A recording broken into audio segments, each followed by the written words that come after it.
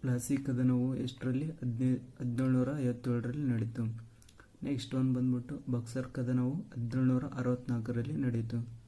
Next one ಬಂದ್ಬಿಟ್ಟು ಸಾಕ ಸೈನ್ಯ ಪದ್ಧತಿ, ಇದು 1798ರಲ್ಲಿ ಜಾರಿಗಾಯಿತು.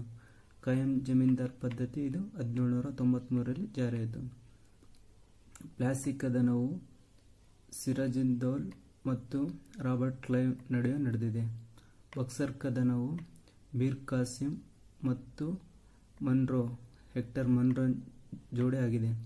ಸಾಕ ಸೈನ್ಯ ಪದ್ಧತಿಯು ಮೊದಲ ಬಾರಿಗೆ ಜಾರಿಯಾಗಿದ್ದು ಎಲ್ಲಿ ಅಂದರೆ ನಮ್ಮ ಹೈದರಾಬಾದ್ನಲ್ಲಿ, ತದನಂತರ ಮೈಸೂರಿನಲ್ಲಿ.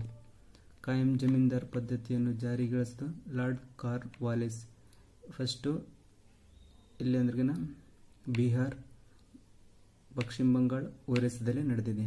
ಇದು 1 ಮಾರ್ಕ್ಸಿನ ಫಿಕ್ಸ್ ಕ್ವಶನ್ ಇರುತ್ತೆ.